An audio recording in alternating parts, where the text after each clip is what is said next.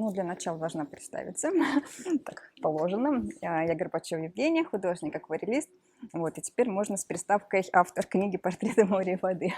Вот. Как я стала художником, да, наверное, немножко расскажу свой путь, хотя он у меня в книге написан, но училась я 5 лет в художественной школе, потом 5 лет был институт на художника-модельера.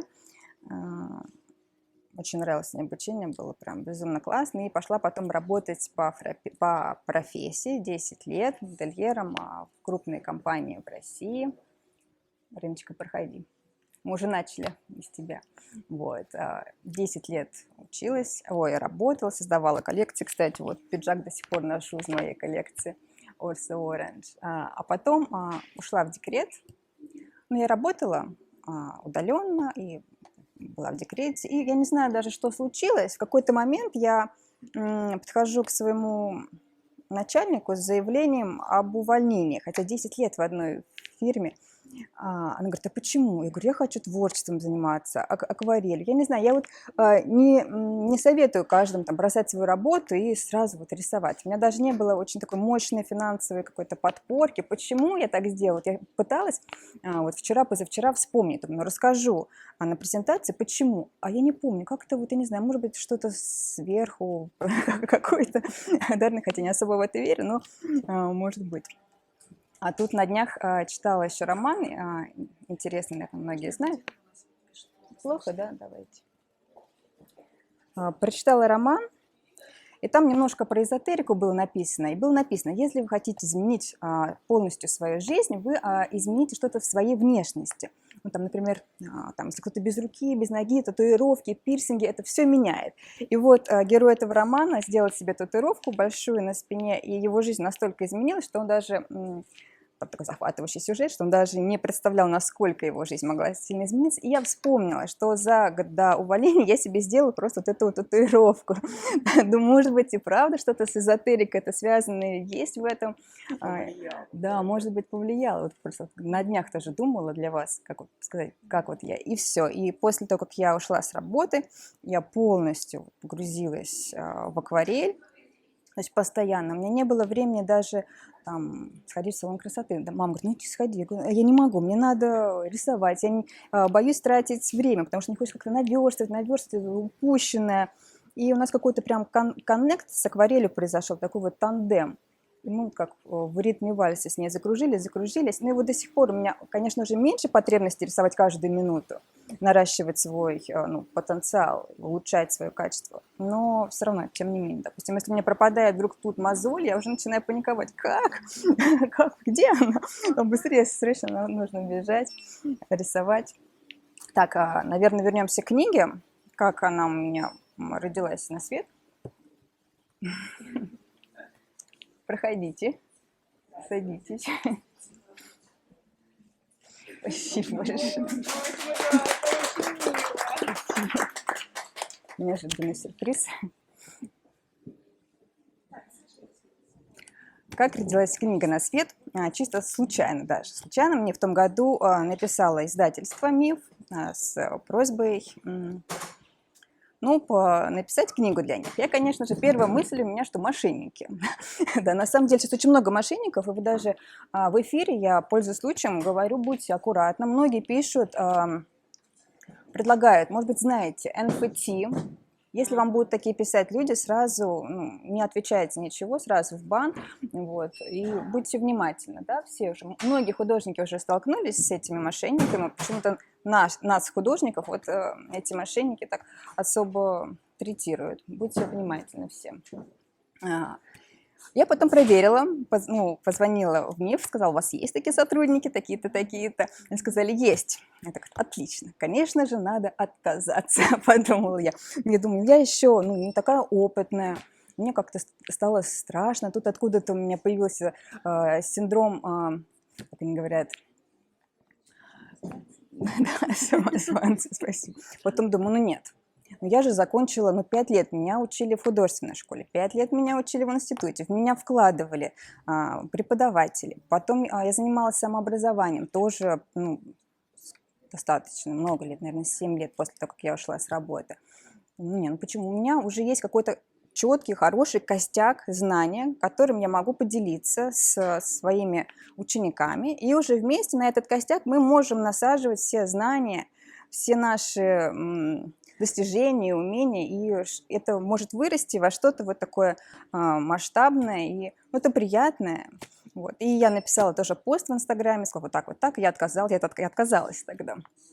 Я вот отказалась. Ну и, конечно, тут начался прессинг со стороны моих подписчиков, моих родственников. Ну как ты можешь? Вот. Потом я написала, говорю, извините, Миф, я все-таки передумала, и давайте я соглашусь. Ну, они мне тоже, издатели, они меня поддерживали. Они сказали, если вы вот переживаете, ничего страшного.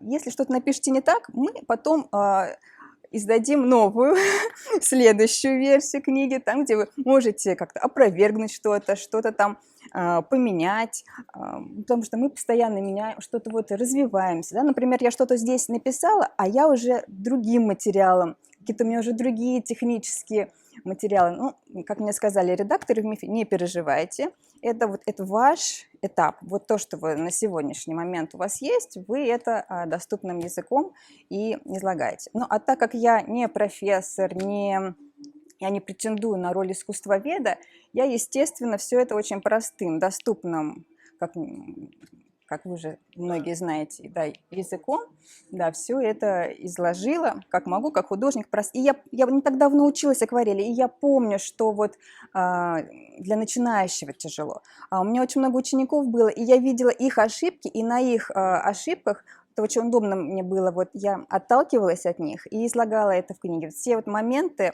начинающих художников, которые я знала, слабые места, я обязательно на них указывала в книге, чтобы это было понятно и начинающим, и, как мне сказали, продолжающим тоже есть чему поучиться, потому что много лайфхаков. Я действительно делилась всем, ничего не утаивая, то есть все, что я знала, я так щедро сюда изложила. У меня тоже были свои мысли по этому поводу. Думаю, если я щедро все дам, то я и получу, у меня будет большая отдача. То есть тоже такая немного эгоистичная, с одной стороны, но сработала система. Чем больше ты отдаешь, тем больше получаешь. Ну и действительно, я получила очень много, уже отдача такая колоссальная за эти 2 месяца, которые вот прошло с тех пор, как книга вышла. Уже около 2000 книг продано. И очень много комментариев, отзывов, и которые они прям в сердце, в самое сердце, и ты думаешь, что, не зря старания, это прям, особенно когда какой-то небольшой там упадок сил, это у всех художников бывает, тебе придет вот отзыв, все хорошо, надо брать кисть, все, встаем, нарабатываем свои мозоли. Так, идея книги. Идея книги, как мы с Мифом задумывали, про путешествие. Она должна была выйти в мае, как раз перед началом лета, когда тепло, все хотят в отпуска, но не все могут, либо кто-то там под впечатлением после отпуска. И такая вот морская тематика про Средиземноморье, чтобы даже те, кто не могут съездить в отпуск, смогли пропутешествовать вместе со мной. Вот. А так как я тот год долгое время находилась на Кипре, это прекрасный остров, и я была под таким сильным впечатлением, прям вот первые месяца 2 просто, даже не месяц, весь год у меня захватывало дух от этих красот, и, конечно же, я с удовольствием уже потом решила, что я поделюсь, чтобы каждый смог хотя бы частично побывать вот на месте со мной. И все вот такие вот моменты я запечатлела в книге. Например, вот Кипр рассвет, прогулка с собакой вот в этом прекрасном месте на мосту. Конечно же, я не смогла не уделить вот этому пейзажу место. И получается, что мои ученики побывали со мной в этом месте, встретили рассвет, зарядились его энергией, вот, потому что я гуляю исключительно на рассветах, чтобы подчерпать и вдохновение, и силы. Считается, что лучше просыпаться пораньше, и эти лучи ловить, чтобы потом у тебя были силы для творчества, и вообще. Также там прекрасные улочки в деревушках Карми. Я вот тоже прогуливаюсь со своими учениками, с читателями по этим улочкам. Вот. И мне приятно делиться, и приятно, что я не одна, а вот и многие увидят вот эти вот прекрасные референсы, и смогут это нарисовать, изобразить работы, такие зашарпанные двери. Кстати, в этом году я тут нарисовала дверь такую зашарпанную. В этом году я туда приехала, в то место, спустя год. А дверь стала такая вся покрашенная, свежевыкрашенная, отреставрированная. Я так расстроилась. Была аж такая красивая дверь. Но мы смотрим со стороны художников. Нам-то красиво, когда все такое состаренное, когда видно, что история какая-то, да, вот несколько слоев краски. Но я думаю, что жители довольны. Вот. Так, что еще по книге? Ну, по книге могу рассказать, что теория, да, у меня здесь довольно короткая, сжатая теория, но, как выяснилось, всех устраивает такой формат, да, для начинающих. Обязательно, кто вот купил недавно только книгу, читайте сначала теорию. Все думают, ну, многие думают, что я уже и так все знаю, очень такая, но что-нибудь наверняка вы не знаете, так что обязательно вот теорию прочитайте, чтобы уже потом отправиться в акварельное путешествие с полными чемоданами знаний, да, и уже получать действительно удовольствие от процесса. Так, очень быстро я говорю, да? Немножко волнуюсь, мне кажется, я так тараторю от страха. Так, продолжаем. Про теорию, да, рассказала. Конечно, кто хочет уже более глубоко углубляться, теории, ну, вот это, наверное, будет недостаточно. То есть для первого этапа как бы хорошо, а уже для совсем профессионального, конечно, уже лучше книги, вот, например, по композиции. Конечно же, недостаточно будет одной главы про композицию, нужна книга, да, книга про композицию, чтобы уже повышать на самый высокий уровень свои возможности и знания. Также по цвету. То же самое, обязательно. Это книга, отдельная книга по цвету. Так. Ну, материалы, краски, кисти, тут все достаточно изложено. Вот очень интересный момент. Я долго не обращала внимания вот на вот эти вот значения, которые написаны на тюбиках с красками. Они мне казались лишними и ненужными, пока я не поняла, насколько это важно. Тоже обратите на это внимание. Потому что без этого не получится достойной работы. Да, понимаете, о чем я говорю?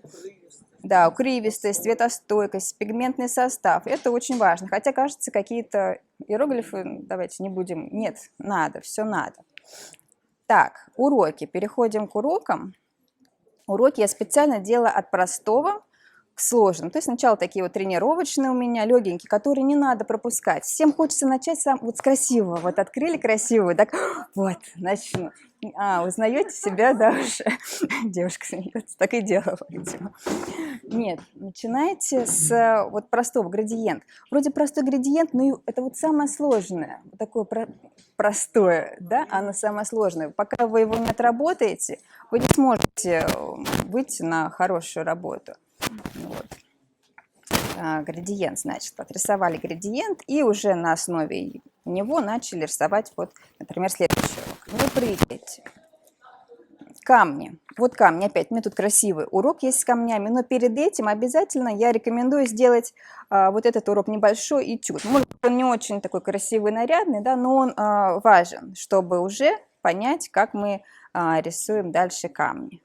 Вот. Также с пеной, с морской пеной, да, потренируйтесь сначала я вот очень так наглядно, мне кажется, рассказываю про пену на маленьком этюде, и, в общем, от простого мы идем к сложному, да, не начинаете с самого сложного. Да. Ну и, конечно, я в этой книге мотивирую. У меня была основная задача мотивировать своих читателей, своих учеников рисовать как много больше. Потому что я вот замечала, что придет человек на какой-то на мастер-класс по акварели первый раз, нарисует там что-то страшное, за голову схватит, скажет: нет, я больше не приду. Акварель – это слишком страшно, слишком тяжелое, это не для меня. И я знаю, что такое очень часто случается, когда прям сразу человека бросаешь, как вот в море, не умеючи плавать, он начинает тонуть, и нет, больше отвращения, вот, как стресс, и потом отвращение к акварели. У меня задача была, чтобы этого ни в коем случае не произошло. Я стараюсь поддерживать и мотивировать, говоря о том, что вы должны получать удовольствие от процесса. И все ошибки, которые вы делаете, вы не должны расстраиваться из-за ошибок, потому что каждая ошибка – это уже шаг на пути к к пониманию акварели, вот к этому тандему, да, к этому акварельному танго, к которому мы идем. Так что каждая проба, неудачная даже. Например, когда я неудачный рисунок нарисовала, ну, скажу простым языком, да, рисунок нарисовала уж, я не расстраиваюсь, а я вижу ошибки и думаю, в следующий раз я эти ошибки не буду допускать. И в следующий раз я все равно допущу, но, может быть, на пятый я уже не допущу. И очень часто я ставлю свои картины, ну, вот я нарисую, раньше так делала, ставила рядом там на стол, и вот несколько дней она у меня стояла, и я анализировала, что в ней не так, что нужно изменить на будущее. Ну, это, конечно, очень такой тяжелый процесс вот, мозговой деятельности. Она постоянно работала.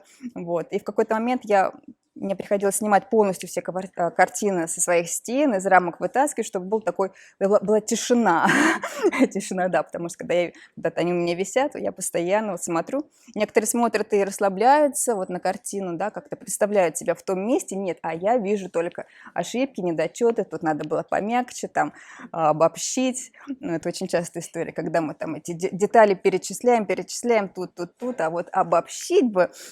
Вот, в общем, такая была сложная работа. Но сейчас, кстати, уже поменьше, уже даже нет. Может быть, подустала, потому что все-таки небольшое выгорание, но рано или поздно происходит. И сейчас я позволяю себе немножко отдохнуть. Ну как, не то, что там я неделю не рисую, нет, я практически каждый день рисую, но уже не так активно, потому что, мне кажется, я вот уже набрала определенный уровень, и уже можно чуть-чуть подрасслабиться. Но опять-таки же, очень сильно не расслабляйтесь, потому что если вы расслабитесь, потом все заново. Это вот не как на велосипеде, оно забывается. И тут я тоже, значит, говорю, рисуйте, постарайтесь каждый день. Вот раньше мне было неудобно, потом я организовала рабочее пространство, рабочий стол так, чтобы его не убирать. То есть я прохожу мимо, так раз что-нибудь нарисовала, пока мне есть 10 минут, и все, уже хорошо. А если это все убрано, это же надо разложить. Полчаса уйдет, пока мы это все разложим. Поэтому я рекомендую подготовить свое пространство, чтобы очень быстро раз. Ну и, конечно же, чаще рисовать. Вот, и именно получать удовольствие. Вот такая вот у меня была мотивация. И пишут в отзывах, что да, действительно помогает ваша книга именно вот не отчаиваться, а именно получать удовольствие. И вот еще такой момент, когда вы будете рисовать уроки, ну, кто уже рисовал уроки, вы имейте в виду, что одно дело, когда вы рисуете по уроку, вы напряжены, вы не в этой картине, а вы мысленно в технике, вы чисто в технике. И, конечно, они получаются суховатые, ученические, а уже когда рисуете самостоятельно, ну, похожие сюжеты, вот только тогда вы сможете расслабиться и уже прям по-настоящему как кайфануть, да, получить удовольствие. Так что имейте в виду, если вы немножко зажаты, чувствуете себя в уроках, это естественно, это нормально, вот, не переживайте. Так, что еще я вам должна рассказать? Так быстро говорила, и я уже за короткое время рассказала все, что должна была рассказать. Я почему так быстро говорю? Потому что мне не хочется, опять-таки же, терять время. Во-первых, занимать много вашего времени, своего. Ну, и поэтому я всегда в последнее время тоже родители, да, меня ругают, почему же ты так тараторишь? Я говорю, потому что я вам сейчас быстро все расскажу, что я должна вам рассказать, и пойду рисовать, пойду работать. У меня там еще уроки надо писать, мне надо заказы писать, поэтому терять время на паузы между слов не хочется. Вот, поэтому я... Так.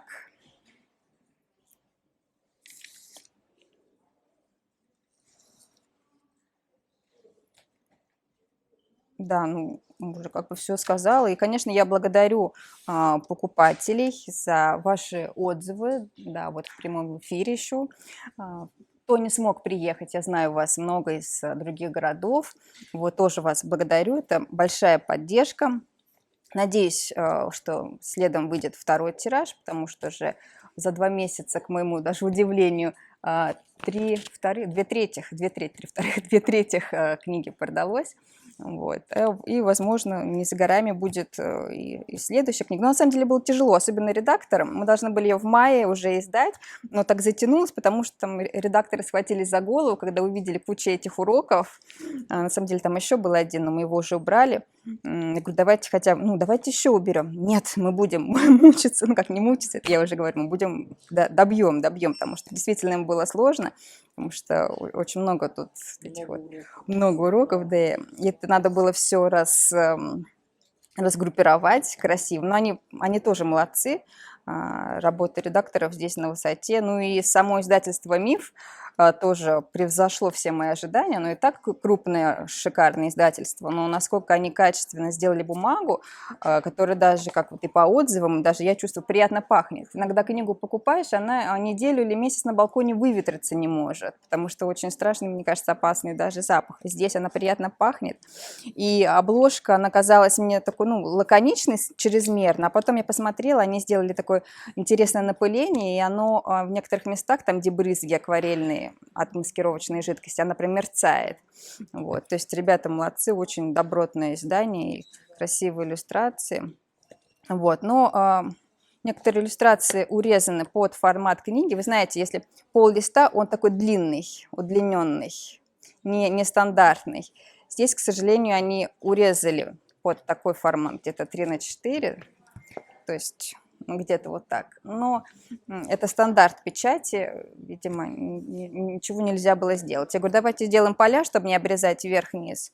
Но тут уже, это серия книг, поэтому они не могли, то есть как бы типовой вариант. Здравствуйте. Так, ну, наверное, я все сказала. Если какие-то вопросы по книге, перед тем, как я начну делать небольшую демонстрацию пейзажа, вы можете задавать. Кстати, я буду... Да. Я не говорила, сколько я собирала. Значит, они мне написали... Так, сейчас скажу. Сентябрь. С сентября я начала работать. Нет, с августа. Август, сентябрь, октябрь, ноябрь, декабрь, январь, февраль, март, апрель, май. 10 месяцев. И вот даже еще 10-11 месяцев. Вот так. Ну да, писала я быстро, а редакторы потом уже даже дольше работали.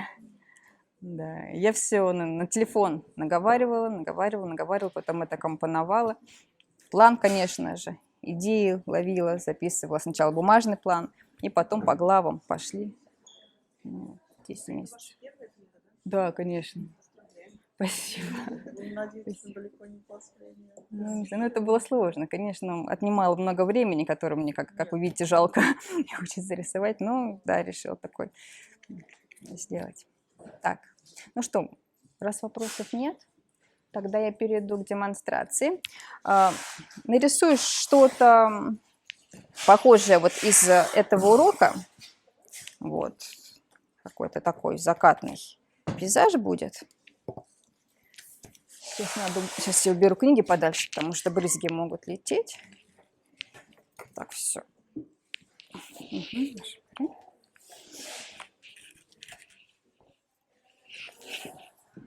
Так, а сейчас, ну, кто не знает, демонстрация это показ картины, как я буду рисовать. Ну, это будет, наверное, около часа длительностью. Я буду что-то такое изображу, да, из книги. Это я дома на днях практиковалась. Ну вот, например, здесь затемнить. Будьте аккуратны, вот с темными элементами не затемняйте. Вот оно очень темное получилось. Очень густо не берите тоже краску. Видите, тут я тоже каждый раз вижу вот ошибки. Уже не могу наслаждаться картиной. Эти ошибки, они уже...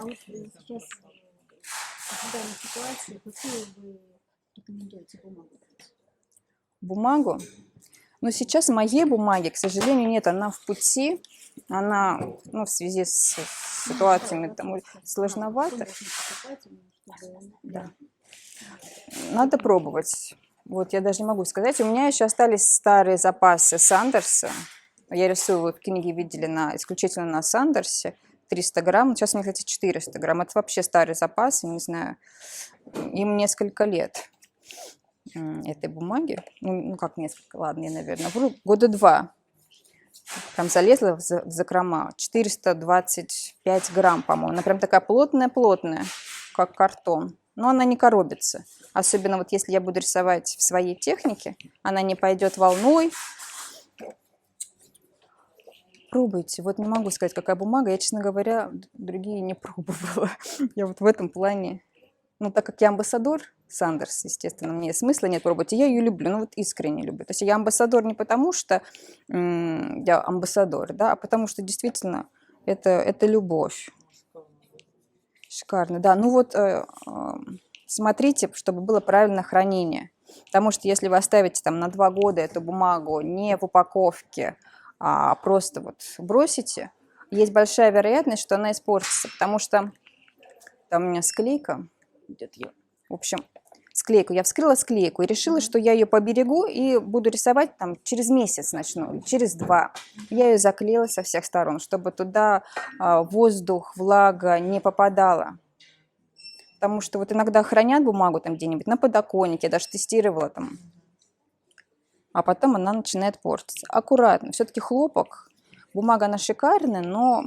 Что на бумаге может испортиться? Подскажите, а телевизор можно вывести? Что видите? Сейчас попробуем, мы не обещаем. Я запишу. Так, ну сейчас я пока я бумагу увлажняю. Вы, наверное, все знаете, что я пишу именно на хлопковой бумаге, да? Хлопковая бумага, она почти как ткань по свойствам. То есть ее можно в ванной. Обычно я замачиваю ее в ванной. И такой у нас процесс. Вот я не говорю, потому что мне кажется, что все знают, да, что я сейчас делаю. Да, уже большинство знает. Ну, не все, да. Не все знают. Аришка, дочка моя, знает. Она уже наблюдает это всю свою жизнь. Она акварель не очень. Она любит фломастерами, карандашами. А акварель, ну, мне кажется, у меня такая небольшая ревность, потому что я очень много, конечно, акварелью занимаюсь. А вот другие техники посмотрели?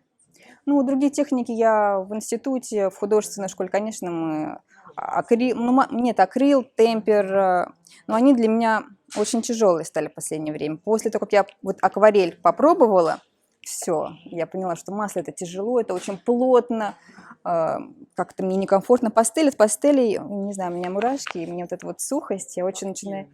Да, вот именно тактильно, да. И даже я когда смотрю на нее, вот издалека красиво, я прям, а вблизи подхожу, у меня вот начинается что-то вот. Да, мне вот вода нужна, вот эта вот влага. И как-то и дышится от нее легче. Особенно, когда морской пейзаж рисуешь, как когда волны, бриз. И мне кажется, вот ты наполняешь вот этой вот водой, свежестью. Ну, мысли, они же материальны, мозг он вообще очень сложно устроен. И мне кажется, действительно, я наполняюсь каким-то кислородом.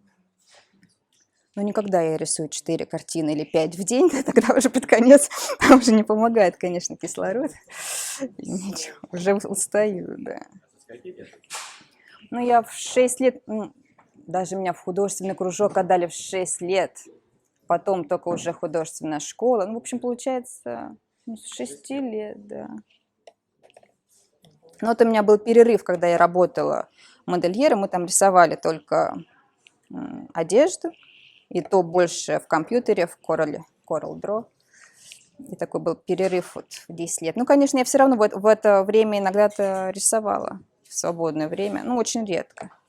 Вот, я смачиваю лист, пока он не станет... Не получилось, да? А, Маша ушла. Ну, кому плохо видно, может быть, как-то поближе. Кружком, я думаю, да, и сзади можно будет стать, потому что тут место есть. Ну, сейчас подождем, да, пока подключит. Через зрителей все видят. Так, сейчас, секундочку. Пододвинусь. Угу. Итак, увлажнился лист. Теперь я его накрываю хлопковым полотенцем. Ну, это вы уже знаете. Кстати, вот этой технике меня впервые научила Галина Гомзина. Я про это в книге тоже пишу. Не присваиваю чужие достижения. Это вот у них в питерской школе так учат. Спасибо ей огромное за эту чудесную технику, которая вам очень помогает. Так, ну что, мне нужен какой-то... Ну, с этой буду рисовать. Тут, в принципе, импровизация пойдет. Такая импровизация. Вот, лист он уже прикреплен. Скотч не нужен, так можно раз, два и начинаем. Небольшой уклончик я сделаю. Не получится вывести, нет? Наверное? Получится, сейчас выведем. Получится, да я подожду. Подождем, да, пока я выведу. Понятно, у вас это не кювет, а там уже из тюбиков, да? Ну, это да, не кювет. Кювет уже закончились. То есть, понятно, мы уже из тюбиков покупаем. Кто рисует много, никаких кювет. Ну вот. И маскировочную жидкость вы обмачиваете. Да, маскировочную жидкость я дома нанесла уже. То есть перед тем, как смачиваешь... Она уже высохнет, да. То есть маскировочная жидкость должна высохнуть. Я использовала Daily Rowney. Обычно маскировочную жидкость я набрызгиваю. То есть как-то беру щетку, либо кисточку, так раз и брызну, чтобы она произвольно. А тут я решила не брызгать, а вот сама поставить эти точечки. Обмануть свой мозг я решила. Думаю, сейчас как-нибудь поставлю красиво, непроизвольно. А нет, все равно получилось, вот как-то какая-то упорядоченность читается. То есть мозг его не обмануть. Он все равно как-то вот начал ставить в каком-то чуть ли не шахматном порядке, хотя я старалась красиво. Нет, вывод, который я сделала сегодня, лучше брызнуть. Брызнуть, и тогда они сами вот как надо и красиво лягут. Ну, а те капельки, которые совсем некрасиво получатся, да, я их просто потом могу, когда высохнут, убрать. То есть в следующий раз я буду брызгать, не буду больше экспериментировать и сама ничего делать. Просто очень часто материалы работают за нас лучше, чем мы. Ну, вот, например, иногда акварель сама очень красиво течет так, как ты вот не сможешь изобразить. Также маскировка. Брызнул, все, она красиво сработала. И не надо вот лишний раз вот туда лезть, как бы так сказать. Это акварель, да, вот она любит какую-то, вот это вот, к слову о свободе. Такая свободная техника акварели, за что я ее тоже люблю. Она вот не терпит, когда ее как бы слишком управляют, слишком контролируют. Она вот именно растекается. И вот надо поймать вот это вот состояние такой полусвободы, как бы и дать ей свободу, и в то же время немножко так управлять, чуть-чуть, направлять в нужную сторону. То есть вот это тоже очень важно. А когда мы сидим и начинаем вот так вот ее, так, нет, сюда, и мы такие напряженные, некоторые смеются, узнают себя, вот. И все, она это чувствует, акварель, я не знаю, на каком это уровне, может быть, мне это все чудится, вот, но судя по отзывам и комментариям и сейчас по реакции, нет, это мне не чудится. Когда мы сидим, скрупулезно ее мучаем, она получается сухая. Но это я говорю про технику а-ля Приму. Про технику, когда ботаническая живопись, когда лессировками, там немножко другая история. Я вот не берусь их комментировать сейчас. Там у них другой. Там у них очень прозрачный слой. За счет прозрачного слоя можно сидеть и вот как раз скрупулезно работать. Здесь нет. Ну, я тогда смочу еще раз лист, пока у нас есть время, пока у нас техническая заминочка.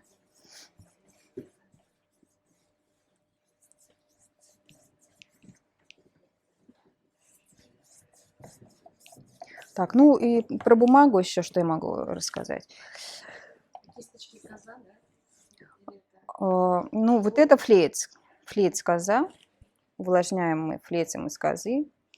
Сначала я вообще обычной губкой для посуды, когда у меня не было козы. Обычной губкой аккуратненько. Но сейчас уже как более профессиональный уровень. А синтетикой пишете? Ну, синтетика детали.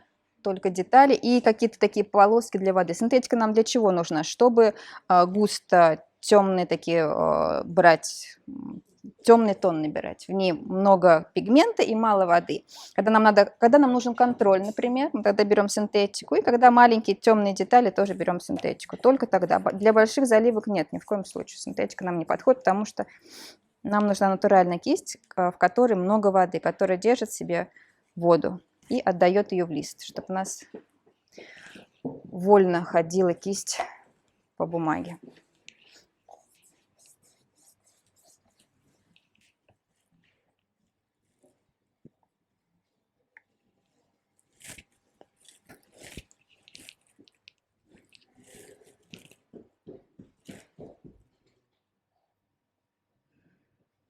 Конечно, на целлюлозке мы тоже можем на целлюлозе пробовать. Я рисую на целлюлозе, но вот такие именно поисковые, вот именно спонтанные. Там тоже интересные эффекты. конечно, это нужно. Целлюлоза, есть целлюлоза, которая там с хлопком, даже 30-60% ее можно замачивать. Но обычно тоненькую целлюлозу нет, там смысла нет, потому что там другая техника, там техника экспрессив, быстро накидать, ее нет смысла замачивать. Замачиваю только вот для таких работ. Что у меня горизонт ушел. Поделила почти посередке, посередине у меня линия горизонта. Я в книге пишу про это, что так делать нельзя.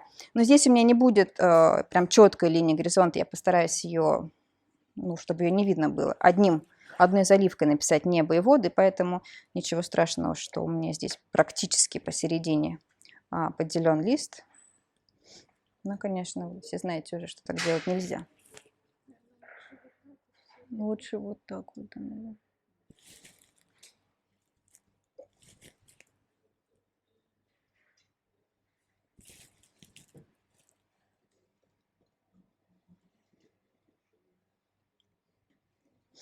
Так, все, да, наверное? Могу уже, да? Начинаю работать, когда немножко... Иногда я смачиваю лицо, иногда не смачиваю лицо. Ну вот, если сложная работа, мне надо, чтобы прям подольше держалась, я смочу. Когда мне лень, я не смочу. Ну вот, когда более быстро. Тут я решила смочить, чтобы не попасть в просак. Все-таки перед публикой работаю. Вдруг у меня тут все высохнет раньше времени, мне будет грустно, что я не справилась с задачей. Тем более я буду говорить, скорее всего, а когда я говорю, я медленнее работаю и, возможно... Так, баночки, да, убрать вам не видно, наверное. Ну, так неудобно. Баночку надо, да. Все надо с самого начала ставить, чтобы было удобно. Например, если вот я баночки поставила слева, надо уже подумать, что я буду через всю работу эту воду нести. Конечно же, у меня здесь все накапает. И 2 баночки воды, кто со мной рисует, уже знает, обязательно. Чтобы не было грязи, чтобы работы были чистыми, нам нужно 2. Одна рабочая, а вторая запасная. Потому что в какой-то экстренный момент срочно понадобится чистая вода, чтобы выбрать, а ее нету. Все нормально, да? Так, ну тут я все секреты рассказывать не буду, потому что они будут в книге, чтобы я сама себе конкурентом не была сегодня. Да. Такой урок там есть. Вы его нарисуете. Ну, конечно же, мы всегда... Ну, тут по классике начинаем со светлого. Имейте в виду, солнце, оно всегда затекает. То есть, когда вы рисуете солнце, оставляйте заведомо больше пространства под него, потому что оно по сырому оно будет затекать и становиться меньше. Я одно время маленькое оставляла, и потом у меня солнце исчезало, я начинала бумагой его промакивать, а оно же все, уже не то. Ну, ты промокнул бумагой, и ушла куда-то эта свежесть, звонкость. Так что теперь я уже лучше побольше оставлю. Пусть будет большое солнце, я потом его подкорректирую. Так, на такую большую территорию ни разу не рисовала. Вы меня сразу простите, если я тут конечно, что-то пойдет не так. Значит, смотрите, я буду рисовать 3-4 цветами. Это будет ограниченная палитра. Я часто грешу тем, что много добавляю цветов. То есть редко у меня ограниченная палитра. И это не очень хорошо. Да, я знаю, что мы совершенствуемся, есть к чему идти. Когда ты уже считаешь, ну все, я прям молодец, у меня все классно, все, художник умер. Ты как художник уже не художник. Поэтому, когда ты знаешь, где твои слабые места, это классно. Ты можешь идти дальше и развиваться. У тебя есть большой путь.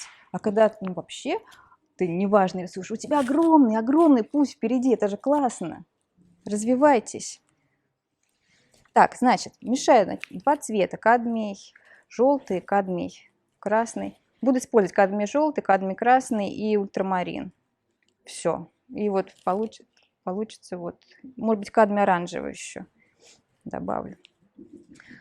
Рисую светлые участки. И вот здесь хочется какой-то вольности, да. Ну вот расслабьте руку. Почему я стоя рисую? Потому что у нас есть возможность рукой, ну вот поделать какие-то вот такие вот вещи. более свободные, да? Мы когда сидим, зажимаемся, нам надо руку раскрепощать.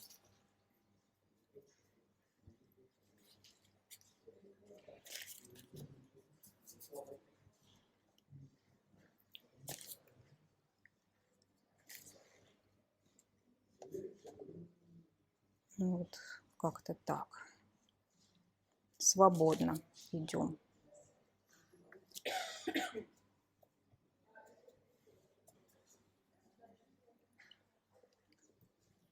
Постепенно начинаем затемнять.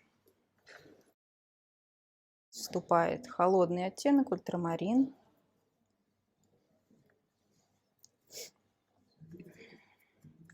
Ну, здесь очень опасно получить грязь. Вот если вы видите на палитре, какой-то получается, вот как у меня сейчас, неопределенный такой цвет коричневатый. Вот его надо в какую-то сторону увести от коричневого, либо в красноватую, либо в желтоватую, либо в холодную. Такой вот небольшой опасный момент, вот именно вот в этой, ну вот он коричневый, он какой-то не очень, да, давайте мы его в холодный. И мешаем на палитре до тех пор, пока нам уже этот цвет не понравится. Менее опасно уводить в холодный цвет.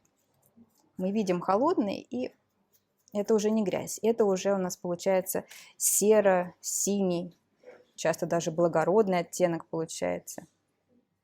То есть мне, ну лично мне, проще увести в холодный, чем в теплый. А в теплый это риск, там сложнее подобрать вот такие вот цвета, чтобы не коричневая такая вот грязь получилась. И очень часто, когда вот я вижу референс такой теплый, как вот, например, здесь, у меня в картинах вот он более холодный. Сейчас я веду в более холодный относительно этого, чтобы просто не рисковать перед вами и грязь не сделать. Все, возьму я другую еще кисточку. В принципе, вот у меня недавно появились эти плоские кисточки, мне понравилось, как они себя ведут. Ну, в общем, как-то у них меньше краска растекается, вот, если плоскими рисовать. Ну, тоже классно. Теперь я комбинирую и мою любимую китайскую каллиграфическую, и плоские кисти. Тут просто... Нет, это не коза. Это натуральный зверь, но я не знаю, там смесь. Коза это вот белый. Козой я увлажняю лист чаще всего.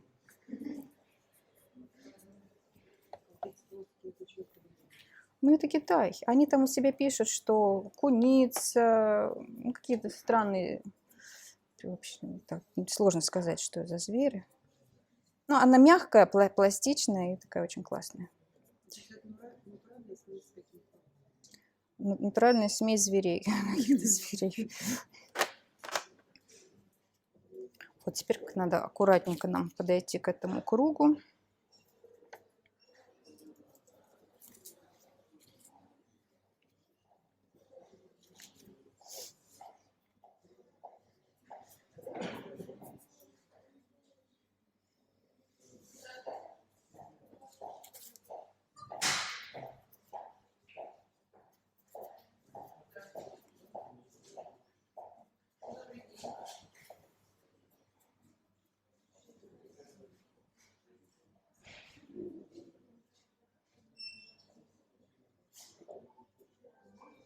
И белые участки я уже стараюсь не оставлять, когда я рисую солнце на небе, чтобы все внимание было именно на этот центральный круг, чтобы вот он загорелся. Если какие-то еще где-то будут белые оставаться непрокрасы, то не будет ощущения прям такого света.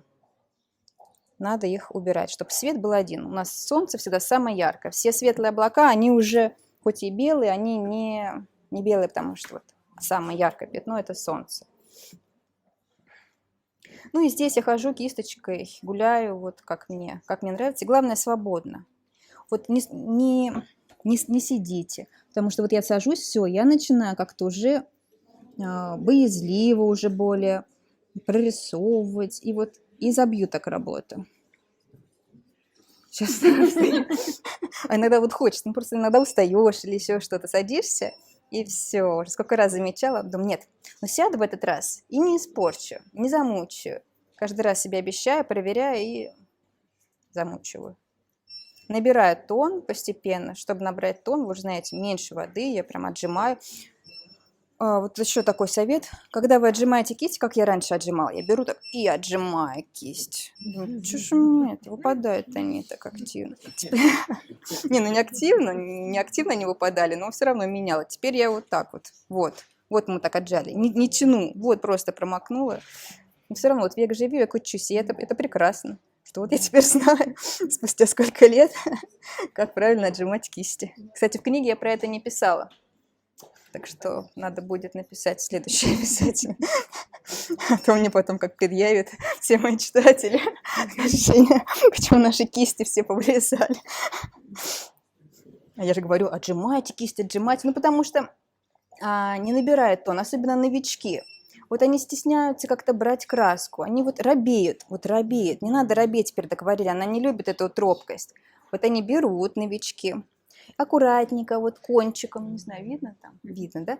Кончиком так вот берут сухую красочку и пытаются из нее сделать темный тон. Он не будет темный, он будет бледный, акварель будет скучная, и тон не выдержан, и все, вы убьете, в общем, работу, замучите. Поэтому что? Мы отжимаем, берем густо, отжимаем аккуратно. Все, переходим к воде прям сразу, пока тут у меня еще не высохло. У меня сегодня бледная будет немножко работа. Почему? Потому что, чтобы была она более темная, это надо энергетически все-таки, мне кажется, как-то больше настроиться. Ну, давайте сейчас. И вложить вот энергетику свою силу сюда. Например, когда я болею, у меня они получаются бледненькие. Вот видно, что недостаточно мне каких-то сил, видимо. А что же я мне делаю свой фартук? Так. Мне подарили фартук из Франции с выставки. Так. Вот хочу поднабрать, да, вот бледновато, она сейчас уходит, краска. Ну, вот беру погуще ультрамарин, кадмий красный. Красиво получается сочетание кадмий красный, ультрамарин. И вот довольно-таки густенько сразу. И в книге я пишу про консистенцию краски, прям показываю, сколько этапов, вот, например, в заливке, в обычной заливке, вот сначала прозрачная краска, потом на палитре, потом менее прозрачная. И доводим до состояния там чуть ли не жидкой сметаны. И тогда вот получится темный тон.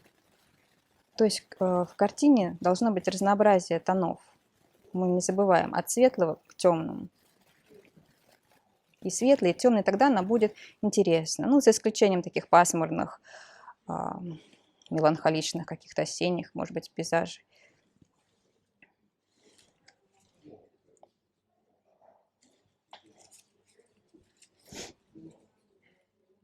Ну вот зажато немножко сейчас, оно сразу видно в акварели. Вот так вот, чтобы раскрепоститься, конечно же, я не смогу перед такой большой аудиторией. Ну, смысл вам понятен. Перехожу к воде. Все одной заливкой, пока тут у меня не высохло небо. Не буду разделять, рисовать такую вот линию горизонта.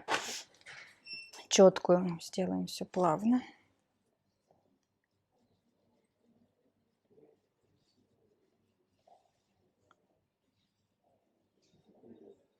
Обычно я не приглаживаю кисточкой. Я знаю, что многие приглаживают. Ну, приглаживаю совсем в критической ситуации. И, тоже рекомендую приглаживать, но аккуратно.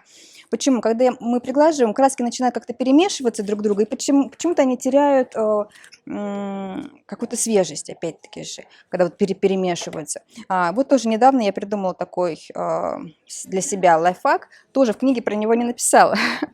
Когда растекается, например, вода, растекаются вот эти вот темные полоски, которые... ладно, давайте мы дойдем до них, я покажу. Очень интересный такой момент, он мне помог. Сейчас я быстренько прокрою воду.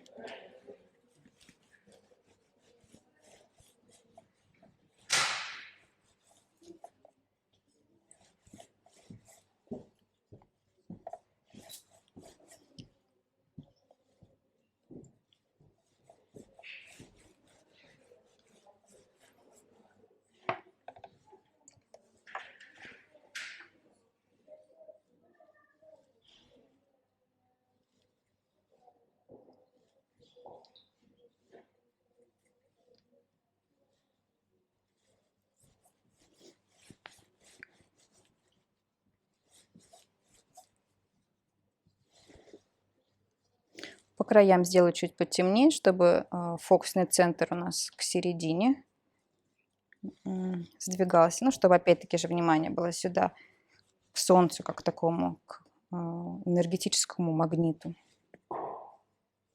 Куда у меня такие выражения? Из-за стресса что-то у меня там в голове вылазят мысли странные.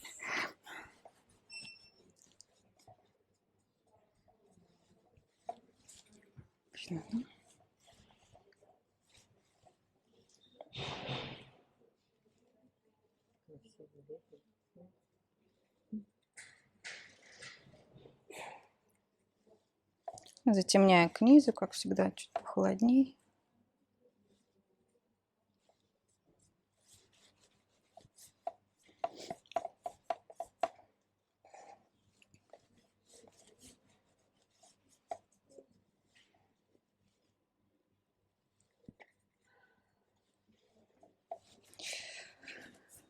Так, и следующий этап. Вот мы сделали этот градиент, про который я рассказываю в книге.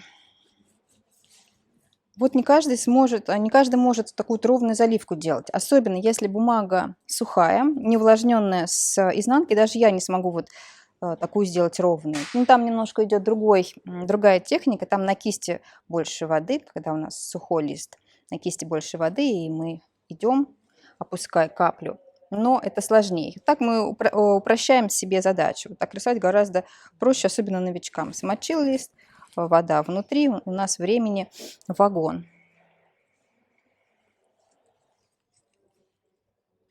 И начинаю рисовать такие вот темные полосы на воде. Уже прям нет воды на кисточке.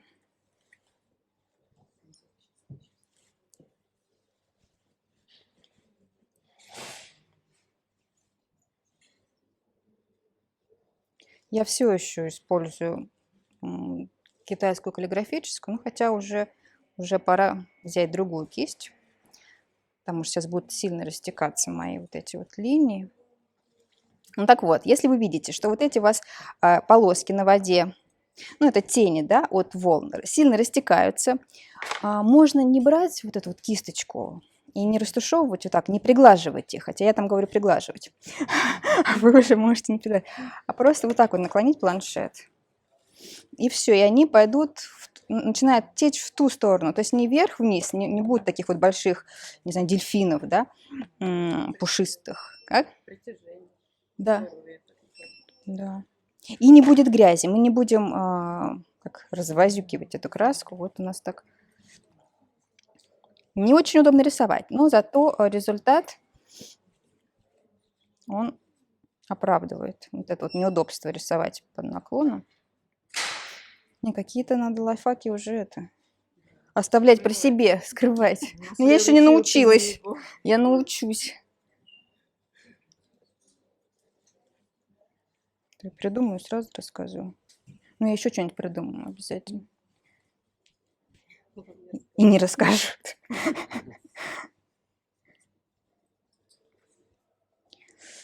Так. И вот здесь уже можно взять как раз синтетическую кисть, про которую вот у меня спрашивали. В общем, чтобы был темный тон, нам нужна уже другая кисточка, либо синтетика, ну, либо плоская, для самых таких темных мест. Ну, вот здесь вот, мне кажется, это светлая часть. Сама говорила, что должно быть потемнее, чтобы не спорило с солнцем. А сама нарисовала. Ну, ничего страшного. Немножко я подожду, потому что здесь очень важно. Если я начну сейчас рисовать вот эти темные линии, даже если не будет воды на кисточке, все равно будет растекаться. Чуть-чуть подожду до более матового такого состояния. Использование фена. Фен, ну, нет, ну не для моей техники. Я знаю, что многие используют. Да, и тогда я феном пользуюсь. Вот, например, здесь, возможно, я буду пользоваться феном, ну, прям точечно, только вот здесь. Так, погуще мешаю.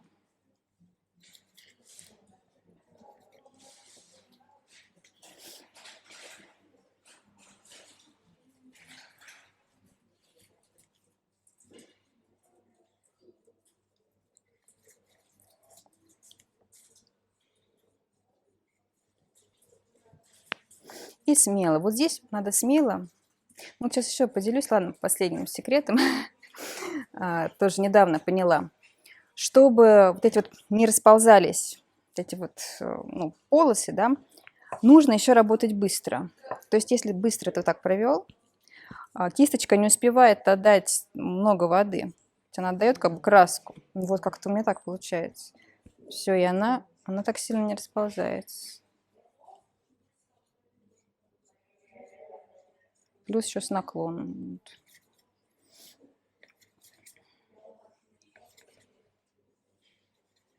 Краска густая. Я не стесняюсь, я прям по многу добавляю.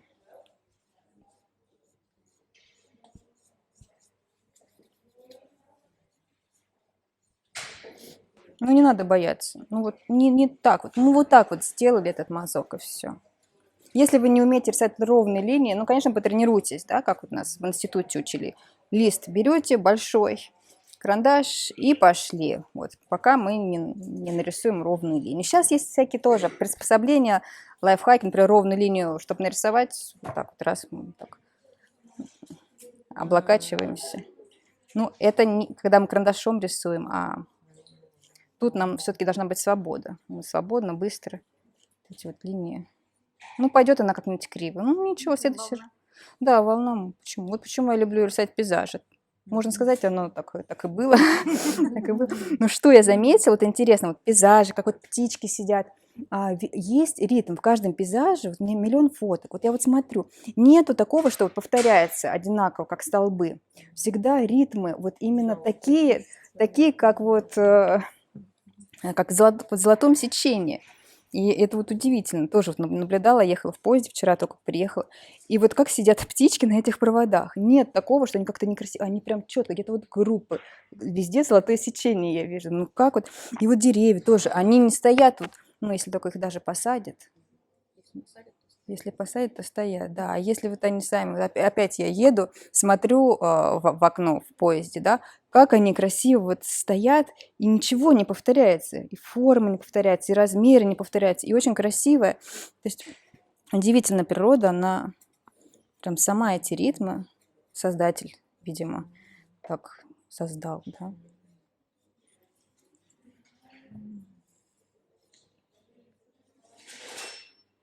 Ну, как-то так. И тоже не перестарайтесь вот здесь, потому что я по себе знаю, что ты опять засидишься, задумаешься, начнешь там затемнять. Все, уже бумага подсохла, у тебя уже как-то все растекается не так мягко. А ты что-то, ну, сейчас еще подзатемню. А в итоге смотришь, ну вот, все забило, работа уже не свежая. Лучше, опять-таки же, не доделать, чем перестараться. Вот и я, наверное, остановлюсь. Нет, еще немножко. Вот это начинается. Это начинается. Ну, все художники с этими сталкивались. Ну, правда, немножко хочу еще сюда добавить на дальнем плане такие тоненькие полосочки. Так как дальний план, мы помним, что там перспектива. В книге тоже пишу. Все, что дальше, это будет светлее и меньше. Но не все светлее. Темные предметы будут светлее делаться, а светлые предметы даже где-то темнее могут на дальнем плане. То есть там тоже не все так просто.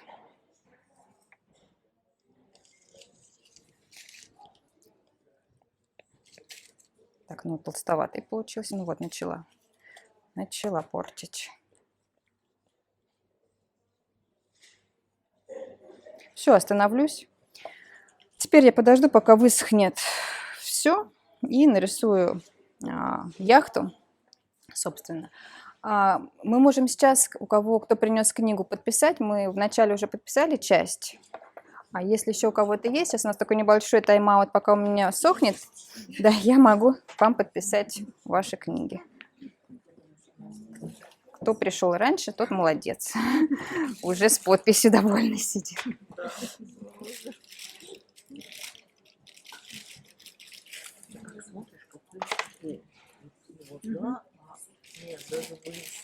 Надо рисовать легко. Музыку. Для тех, кто не приобрел книжку, ее можно купить у нас. На кассе внизу она стоит. Плюс мы всем участникам мастер-класса даем 10% скидку. Очень красиво.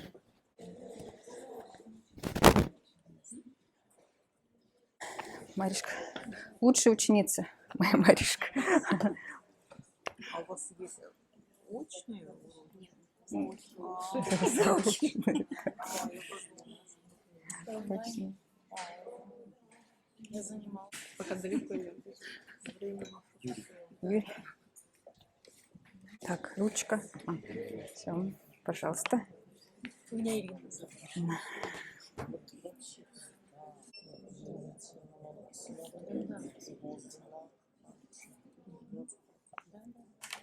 Всё, на здоровье.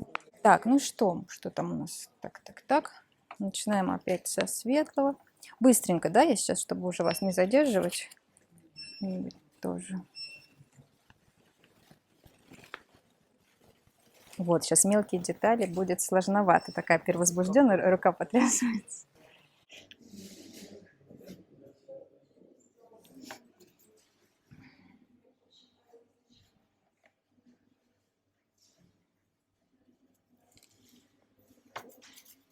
А мелкие детали уже сидя, да?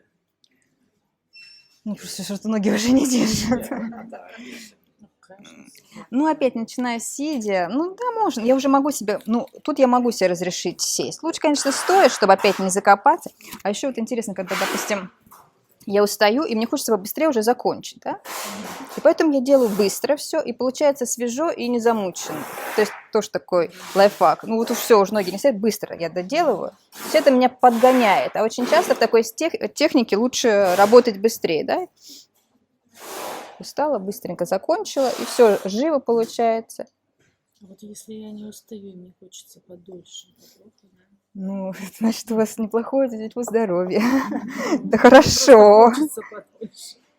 Ну, если хочется прям очень сильно, ну зачем себе отказывать, если прям очень хочется? Замучить. Ну, Потом я замучить. жалею с утра. А потом жалеете с утра, да? Ну, тут так можно долго философствовать на эту тему. Я параллельно рисуете сразу. Нет, я не могу. Нет. Это уже получается как бы ремесло такое. Ну, ремесло очень часто тоже помогает. У меня тоже очень много ремесла в моем творчестве. Наверное, даже больше, чем творчество. Ну, особенно в последнее время, ну, если быть честным. Но оно помогает технически наработаться. Ну, наработать. Да. А потом, когда вы уже оснащены, вам уже проще будет именно творить, что хотите, когда рука уже слушается. Ну, в общем, давайте линейку возьму, а то мне совсем... Да, в последнее время я стала, кстати, разрешать себе пользоваться линейкой, когда рисую мачты. Раньше у меня была другая техника. Такие кривые мачты рисовала. Как бы, ну, кривая и типа она живая, такая живописная. А вот сейчас немножко что-то в характере изменилось, и я поровнее стала рисовать яхты. Не знаю. Ну, поровнее, сказала, поровнее нарисовала кривую, но ничего страшного.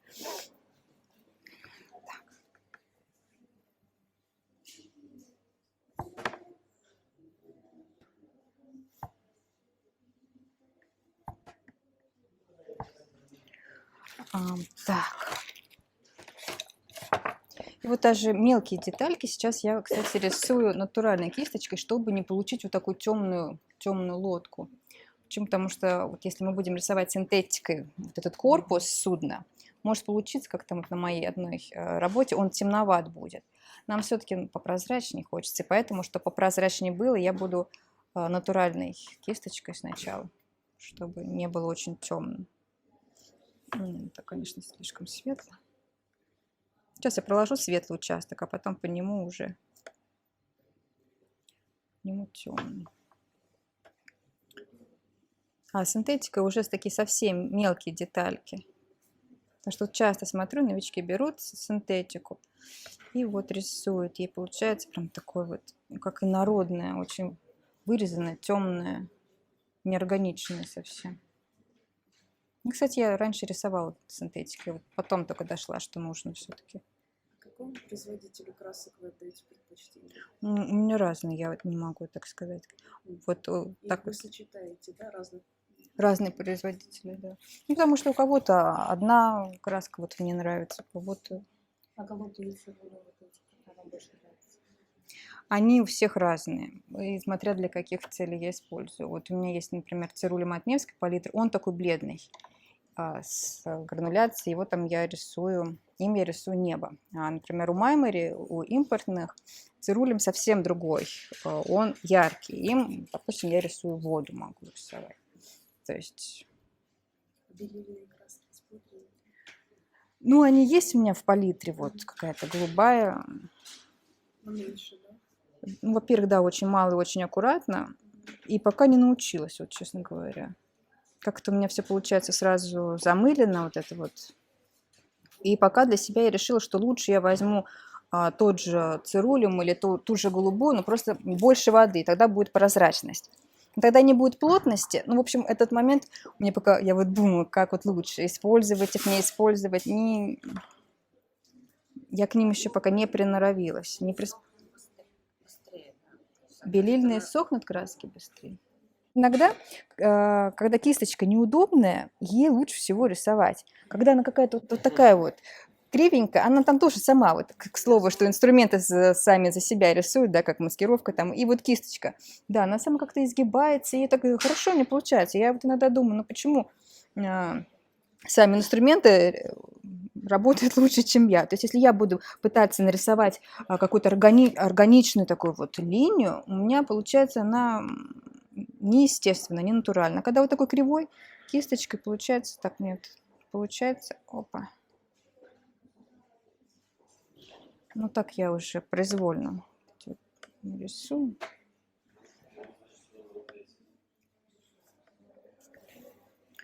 Так, темную линию, потом темную линию нарисую.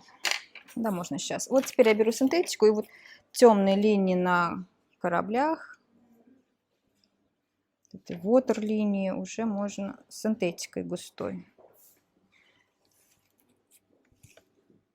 Прям совсем погуще. Вы так много о кораблях знаете, как что называется? Так много знаете о кораблях, как что называется? Ну, Вы не ходите? нет, я просто изучала строение. Мы записывали курс или какие-то уроки записывала. Ну, постоянно говорить вот эту штучку, вот эту вот. Ну, это как-то непрофессионально совсем. Да, и я изучала, и, конечно, половину я не запомнила, но хотя бы основные, несколько основных названий. Да, я когда еще писала книгу, я консультировалась с... Какое же у нее звание было? Да, уже в конце, там, где благодарность. Не моряк, какой... Моряк. Дальнего плавания. Нет, не моряк, она у меня там... Матрос, вот, я консультировалась с матросом. Да. Токер. Аня Семыкина, привет тебе. Привет. Я думал, вы ходили на куда-то. Нет, к сожалению, нет. Вообще не помешало бы, наверное, уже учитывая. Я вот как-то такой земной человек-телец. Я лучше нарисую это. Да. Я вот... Некоторые рисуют и электропередач. Ну, есть. Это же Они же железнодорожники. не электрики. Они на поездах ездят и вот... А вот на поездах я сама рисую. Так, отражение. Все, переходим быстро к отражению. А какую маску вы предпочитаете? Вот жидкость маскировки? Ну, любую. У меня у Дели Рауни здесь вполне нормально. Да, она... Цвета, конечно, вообще разные. То, что у вас, и на телевизоре вообще... Да, там такое. А вот цветопередача Красная. книги и работа совпала у вас? Вот вы смотрели, потом сравнили? Ну, прям не на 100%. Ну, близко. Но вот там, где я рисую этапы на 100% совпали, а потом вот итоговая работа. В общем, у кого моя книга, да, я писала где-то... У меня ВКонтакте есть папка, куда я выложила и фотореференсы, ну, референсы, и готовую работу, фотографии, чтобы можно было открыть и посмотреть. Вот. Как бы, ну, совпало практически, не критично, но прям на 100%, естественно, не будет. Ну, вот так вот, чтобы такого, конечно, нет. Нет, конечно. Ну, вот можете сравнить, сейчас мы сравним вот эту. Хотя она другая, но все равно смысл же такой же так. Ну да, она другая, но все равно. Так, и вот быстренько. Тут прям... Ну нет, другая, но те же цвета я использовала. Все, и так уже. Так.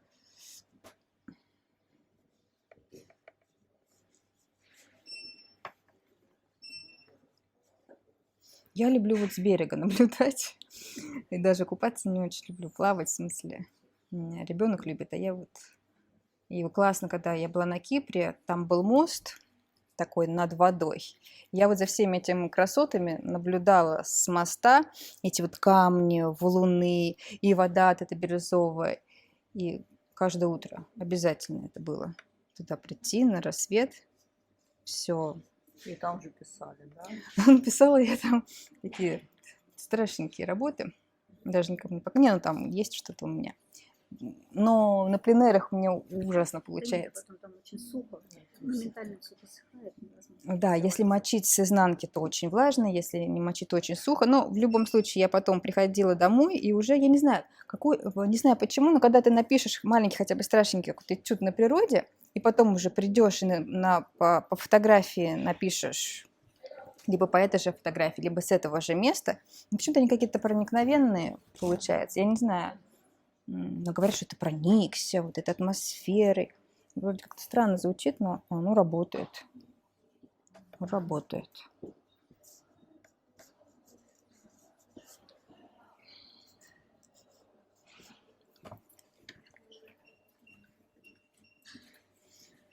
Так, все дело к концу.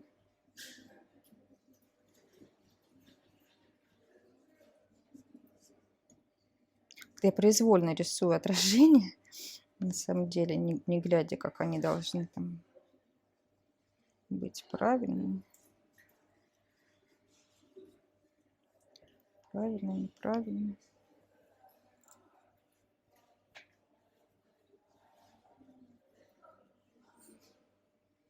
А сам корпус вы как бы не отражаете. Нет, я отразила его, вот он. Мгм. Да, но там на референсе из книги корпус не отразился, потому что там на другой вид как-то снизу, у меня по-другому.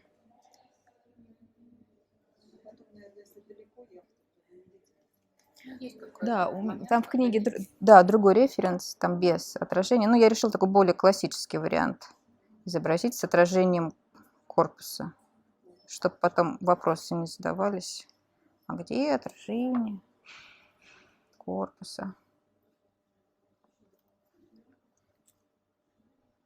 Так. Ну, опять-таки, какие-то мелкие шум надо создать. Я уже не вдаваясь в подробности, что там. Ну, конечно, когда знаешь строение яхты, ты не допустишь ляпов, потому что есть люди, которые разбираются, и скажут, а почему у тебя вот... Да. Ну, как бы неприятно. Вроде. Так, вот это снимем. подводную лодку, наверное, просто рисовать.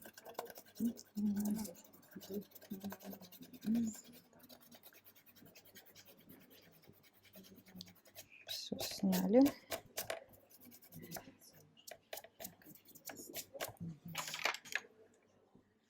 Ну вот видите, волос. Хотя я надеялась. Ворс, не волос, а ворс кисточки. Предательский. Тут у меня приписался теперь навеки. Никак его не убрать. То есть его уже нет, а след оставил.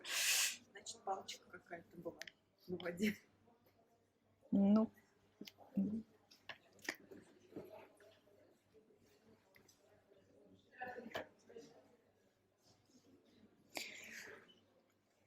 Так. Да, я когда рисовала воду, надо было сделать блики иначе. Но об этом вы узнаете в книге. На самом деле я просто забыла. Они... Да, вот эти лучики у меня сейчас покажу, здесь получились. А сейчас не... Так нет, будет. Я могу по-сухому тереть кисточкой, но такого...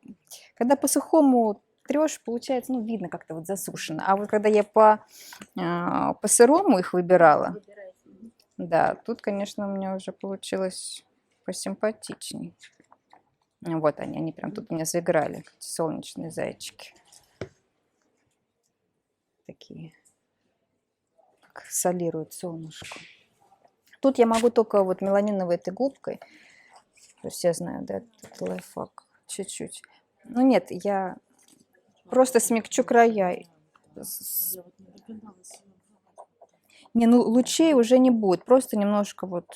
Сейчас уже все используют Я меланиновую. прям большой губкой всегда. Обычной губкой или нет? Меланиновая. В смысле, Да, но не куском отрываю, сразу, А. да, не отрываю никак. Не, нет, только так, отрываем. А как же вы? Тогда же вы большой кусок сотрете. Так мешает сюда.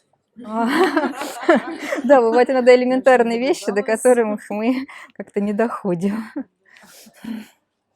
А кто-то, по-моему, Сергей Лысый, он их вставлял в карандаш, этот механический карандаш, вот с грифелем. Он маленький, с толстым грифелем, да. Он прям вот эти вот маленькие вставлял туда и им работал. Ну, это немножко долго, мне кажется. Я всегда убираю излишки воды. Излишки воды убираю с ней. Ну, просто так чуть-чуть я смягчу, чтобы не так было ненатурально, да?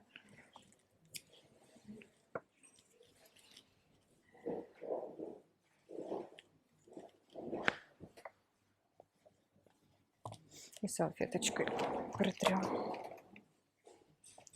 Ну также где-то можно вот здесь подубрать. Только чистый, смотрите, чтобы она была чистой, прям аккуратно. Много раз уже грязный портила, размазывала все.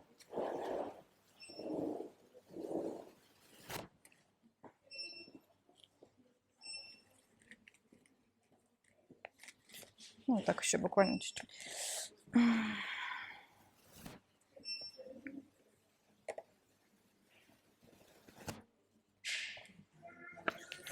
Часто рисую птичек, когда тут ну вот, нет. Тут волос не оставил след. Рисую птичек, когда где-то забрызгиваю работу. Помню, один художник меня ругал. Опять вы со своими птичками. Излишнее мельчешение порой, может раздражать глаз. Так что тоже надо быть осторожным. Я уже в последнее время себя прям, ограничиваю вот в этих вот, в этом, когда что-то такое цельное, объемное, лаконичное, но каждому глазу приятней, спокойней, точно не будет раздражать. Так, ну все, друзья, закончу я с этим, пожалуй. Ну вот, конечно, не такая, как дома, но что-то такое. Спасибо.